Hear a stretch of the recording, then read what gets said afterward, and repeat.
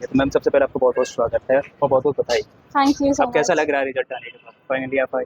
अच्छा लग रहा है, पहला अटेम्प्ट था तो एक्सपेक्टेड तो नहीं था बट हो गया तो अच्छी बात है। तो थोड़ा अपने बारे में बता दीजिए, अपना नाम, एजुकेशन बैकग्राउंड के बारे में, कहाँ से हैं? मेरा नाम काजल आनंद कुमार चौहान है। मैं बेसिकली महाराष्ट्र से बिलोंग करती हूँ। मेरा एजुकेशन भी महाराष्ट्र में ही हुआ है। मैं 2 साल से दिल्ली में हूँ, यूपीएससी की प्रिपरेशन।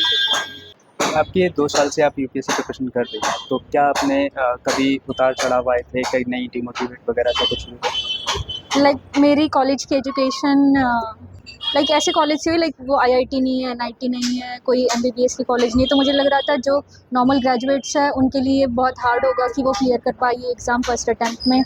सो ये मेरे लिए एक सेटबैक था, बट जब मैं अच्छा परफॉर्म करने लगी, पढ़ाई करने लगी, तो मुझे लगा थोड़ा कॉन्फिडेंस आएगा कि हो जाएगा क्लियर। थोड़ा कॉन्फिडेंस बूस्टअप होगा तो हो ही जाता है वैसे तो। मेरे फ्रेंड्स ने खोजा नाम। तो क्या रिएक्शन था आपका, क्या कॉल किए, मतलब कुछ? मेरे लिए तो नॉर्मल रिएक्शन था, क्योंकि मैं मान के चल रही थी कि मैंने जितना पढ़ाई की उस हिसाब से मुझे मिलेगा, जितना अगर लक होगा तो मिल भी जाएगा, अगर नहीं होगा तो मैं रेडी थी कि मैं नेक्स्ट अटेम्प्ट के लिए अच्छे से पढ़ूंगी। तो आप नेक्स्ट अटेम्प्ट देने वाले? हाँ, मैं देने वाली हूँ, बट मुझे पता है कि 2 इंटरव्यू के बाद बस 2 महीने रहे हुए थे, तो इतना ज़्यादा पढ़ाई नहीं हुई है अभी तक के, पर एग्ज़ाम दूंगी, बट नेक्स्ट अटेम्प्ट अच्छा होगा। Okay ma'am. फैमिली से कोई कांटेक्ट हुआ? फैमिली का क्या रिएक्शन था अगर बात? फैमिली का बहुत अच्छा रिएक्शन था जब मैंने उनको कॉल किया कि मेरा ये रैंक आया है, आईपीएस मिल रहा है, आईपीएस या फिर आईआरएस मिलेगा। सो दे वर हैप्पी। लाइक गांव से मैं पहली लड़की हूँ जिसका सिलेक्शन ऐसे कोई गवर्नमेंट एग्जाम में हो रहा है, जो इतनी बड़ी है, दुनिया में तो नहीं, इंडिया में सबसे बड़ी मानी जाती है। राइट, आपने बताया आपका ये अटेम्प्ट फर्स्ट अटेम्प्ट था, राइट? हाँ भैया। तो फर्स्ट अटेम्प्ट था, तो क्या ऐसी रणनीति आपने चूज़ की जो कि फर्स्ट अटेम्प्ट में आप फाइनल रूप से चयन हुए? मुझे लगता है फर्स्ट अटेम्प्ट ये हिट एंड ट्रायल अटेम्प्ट होता है। हर किसी की स्ट्रैटेजी डिफरेंट होती है। हर स्टेज में यूपीएससी के लाइक प्री मेंस इंटरव्यू तीनों में डिफरेंट स्ट्रैटेजीज तो क्या आपके पढ़ाई पे डिपेंड करता है वैसे तो, और सबका दिमाग का लेवल, पढ़ने का लेवल डिफरेंट होता है। राइट। सो जो मेरे पे अप्लाई होगी वो किसी और पे अप्लाई नहीं हो सकती। सो तीनों लेवल पे तो मेरा डिफरेंट था। फर्स्ट लेवल पे लाइक प्री में थोड़ा ज़्यादा फैक्ट्स पे फोकस करना होता है, करंट अफेयर्स ज़्यादा पढ़ना होता है, और मेंस में एनालिसिस ज़्यादा करना होता है, और इंटरव्यू में आपका कॉन्फिडेंस चेक किया जा रहा है। सो तीनों में स्ट्रैटेजीज डिफरेंट है। ओके। हेलो दोस्तों, वीडियो में आगे बढ़ने से पहले आप सबके साथ एक गुड न्यूज़ शेयर करना चाहूँगा। पीडब्ल्यू ओनली आईएएस सेलिब्रेट कर रहा है प्रतिज्ञा दिवस, जो कि सबसे बड़ा यूपीएससी फेस्टिवल है। तो इसके अंदर आपको मिल रहे हैं बिगेस्ट ऑफर, और आपके पास शानदार अपॉर्चुनिटी है। सभी कोर्सेज में मिल रहा है 60% डिस्काउंट। लेकिन अगर आप ऑफलाइन फाउंडेशन प्रोग्राम को ज्वाइन करने का प्लान कर रहे हैं तो यहाँ आपको 30% तक का डिस्काउंट मिल रहा है, जहाँ आप करोल बाग, मुखर्जी नगर, पटना और लखनऊ में इनके ऑफलाइन केंद्रों पर जाकर सिर्फ 500 रुपए में अपनी सीट बुक कर सकते हैं।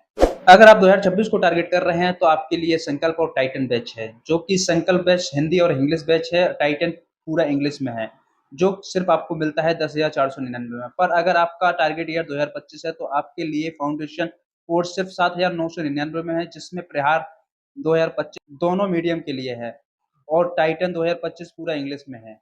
वहीं अगर आपके इनमें से कोई भी ऑप्शनल है तो सिर्फ 7,499 में आप इनके लाइव क्लासेस से अपना ऑप्शनल प्रिपेयर कर सकते हैं। अगर आपको फाउंडेशन और ऑप्शनल दोनों लेना है तो इनके कॉम्बो बैचेस भी अवेलेबल हैं। संकल्प 2026 प्लस ऑप्शनल सिर्फ मिलता है आपको 16,999 में, एंड प्रहार और टाइटन कॉम्बो सिर्फ आपको मिलता है 14,499 में। अगर आपको और एक्स्ट्रा डिस्काउंट चाहिए तो मेरा कूपन कोड यूज कर सकते हैं SPOT10, आपको एक्स्ट्रा डिस्काउंट मिल जाएगा। बाकी डिटेल मैं डिस्क्रिप्शन में दे दूंगा, जाके चेकआउट कर लेना। चलते हैं वीडियो की ओर। अगर मैं बात करूँ आपकी रणनीति क्या थी प्रीलिम्स को लेकर, तो थोड़ा बताएं। मेरे साइड से तो यही होगा कि मैंने बहुत सारे पेपर्स लगाए थे। मेरा फोकस यही था कि फरवरी के स्टार्टिंग से पेपर लगाने हैं। पेपर ऐसा ही नहीं कि 2 घंटे पेपर दिया तो हो गया 2 घंटे पेपर दिया, उसको 4-5 घंटे एनालाइज करने में चल जाता है, क्योंकि उसकी बहुत माइन्यूट डिटेल्स नोट करनी होती है। अगर नेक्स्ट टाइम यही क्वेश्चन रिपीट हुआ तो मेरा आंसर वो रॉन्ग नहीं होना चाहिए। सो मेरी स्ट्रैटेजी लास्ट के फेब के बाद यही थी कि पेपर लगाओ, एनालिसिस करो, और PT 365 पढ़ लो तो आपका कवर तो हो जाता है मोस्टली। और साइड बाय साइड न्यूज़पेपर तो आपको डेली पढ़ना है, क्योंकि most of the 80% of the exam newspaper पे ही रिलाई करती है। अब मैं यहाँ पर देख पा रहा हूँ, आपने जैसे अपन न्यूज़पेपर बोला तो काफ़ी सारे एस्पिरेंट यहाँ पर कंफ्यूज रहते हैं। न्यूज़पेपर पढ़े तो फिर कौन सा न्यूज़पेपर पढ़े? क्या न्यूज़पेपर में बेनिफिट है या फिर मैगजीन पढ़ें? मैं मेरे एक्सपीरियंस से बताऊँ तो मैगज़ीन वन टाइम रीडिंग होती है, बट बार बार हम उसे रिवाइज नहीं कर पाते हैं। अगर जो लोग मैगजीन करते हैं वो बार बार रिवाइज कर पाते तो उनके लिए वो बेनिफिशियल है। लेकिन मैं न्यूज़पेपर पढ़ती थी, और न्यूज़पेपर में मुझे जनरली 2 से 3 घंटे लग जाते थे, क्योंकि उसके नोट्स बनाना, छोटे छोटे माइन्यूट डिटेल्स देखना, देन उसका बैकग्राउंड देखना, सो इससे बार बार रिविजन भी हो जाता है, तो ये बेनिफिशियल है ज़्यादा ओके मैम। न्यूज़पेपर। जब एक एस्पिरेंट अपनी प्रिपरेशन को स्टार्ट करता है तो उसको तुरंत न्यूज़पेपर पढ़ना चाहिए या फिर जब प्रीलिम्स पास में आए तब न्यूज़पेपर को स्टार्टिंग करना चाहिए? मुझे लगता है आपका प्रिपरेशन की स्टार्टिंग न्यूज़पेपर से होनी चाहिए, क्योंकि उसमें आपके सारे सब्जेक्ट कवर हो जाते हैं। लाइक इकोनॉमिक्स वाला पेज होता है, देन पॉलिटी कवर हो जाती है, आर्टिकल्स आ जाते हैं, यानी सारी सब्जेक्ट ऑलमोस्ट, करंट अफेयर्स तो है ही, साइंस एंड टेक भी कवर हो जाता है, इन्वायरमेंट, तो सारा ही आपका बेस ही न्यूज़पेपर है। अगर आप उसको अच्छे से वो आप अगर हेडलाइन पढ़ के छोड़ रहे हो तो वो फिर न्यूज़पेपर पढ़ने का मतलब नहीं। आपके पेरेंट्स और आप में कोई डिफरेंस नहीं हुआ। आप एज ए यूपीएससी एस्पिरेंट उसको आपको एनालाइज करना सीखना चाहिए, पेपर को कैसे मैं एनालाइज करूँ। आपको टाइम ड्यूरेशन भी देखना है कि मेरे को 4 घंटे लग रहे, आपको स्टार्टिंग में 4 घंटे लगेंगे, बस बाद में वो रिड्यूस होते जाएगा, क्योंकि जो आप बैकग्राउंड पढ़ेंगे बार बार, तो आपके पास एक बार लिखा हुआ है तो आपको रिटर्न लिखने की ज़रूरत नहीं पड़ेगी। तो मुझे ऐसा लगता है न्यूज़पेपर आप कोई भी पढ़ो चलेगा, बट थोड़ा एनालिसिस करके पढ़िए। ओके। तो न्यूज़पेपर में कैसे हम उस चीज़ को पहचानें कि हमारे लिए इम्पोर्टेंट है, इसको हम नोट डाउन करने चाहिए या फिर इसका नोट्स बनाने चाहिए? जब हम यूपीएससी का सिलेबस पढ़ते हैं, कुछ कुछ वर्ड्स होते हैं इंपॉर्टेंट होते हैं, तो हम जब 2-3 बार पढ़ लेते हैं सिलेबस, हमें समझ आ जाता है ये पॉलिटिकल न्यूज़ है, ये न्यूज़ मेरे लिए बेनिफिशियल है। अगर कोई वर्ड है जैसे इन्फोर्समेंट डायरेक्टरेट चल रहा है, तो हमको पता होना चाहिए कि ये तो न्यूज़ पॉलिटिकल है कि अरविंद केजरीवाल अरेस्ट हो रहे हैं, बट हमको पता है ED as a institution important है, कौन से मिनिस्ट्री उसको, कौन से मिनिस्ट्री के अंडर आता है, वो फंक्शन कैसे करता है, उसको हेड कौन करता है। तो इसका अगर बैकग्राउंड जानेंगे तो यूपीएससी में बेसिकली प्रीलिम्स में सवाल ऐसे ही आते हैं कि कौन सी मिनिस्ट्री हेड कर रही है। सो मुझे ऐसा लगता है वो कवर हो जाता है। अब न्यूज़पेपर करते हैं तब आपको छोटी छोटी डिटेल, जैसे इन्वायरमेंट का कुछ आ गया, सिंगल यूज़ प्लास्टिक आ गया, आपने पढ़ दिया छोड़ दिया, कोई मतलब नहीं। सिंगल यूज़ प्लास्टिक कैसे बनती है, बायोडिग्रेडेबल हो सकती है नहीं हो सकती है, तो हमको उसके डिटेल्स में जाना है। तो उसके लिए हम नेट का यूज़ करते हैं। कुछ भी आप लाइक सिंगल यूज़ प्लास्टिक लिख दो, पीछे आप यूपीएससी टाइप करो तो जो कोचिंग के साइड से वो इन्फॉर्मेशन दे ही देते हैं, तो आप उनके छोटे नोट्स बना दो। आपको ऐसा लग रहा होगा कि उसका बंडल बन जाएगा, नहीं उसका बंडल नहीं बनता, क्योंकि वो इन्फॉर्मेशन एंडिंग में आपको सबसे ज़्यादा हेल्प करेगी सबसे। आगे की ओर चलते हैं तो मेंस की रणनीति को। तो मेंस की प्रिपरेशन आपने कब से स्टार्ट करी थी? आपने पहले प्रीलिम्स की थी या फिर मेंस की?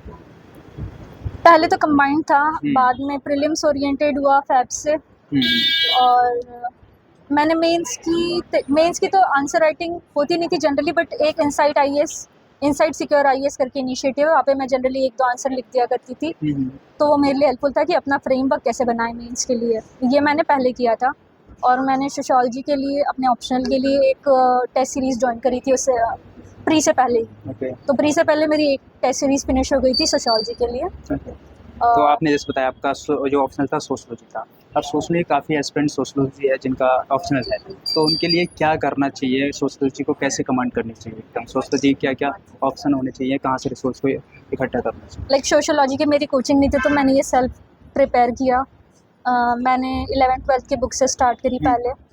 देन सेकेंडली एक चैनल है स्लीपी आईएएस करके, वहाँ पे सोशियोलॉजी के पूरे वीडियोस थे, वो मैंने देखे। ओके। देन मैंने नितिन सांगवान पढ़ी, बेसिकली यानी वो समरी बुक है, बट एक बुक पे आप रिलाई करते हैं, आप 10 टाइम्स रिवाइज करते हैं तो वो आपके जहन में बैठ जाती है, आप उसे रिप्रोड्यूस कर सकते हैं, यानी बार बार लिख सकते हैं।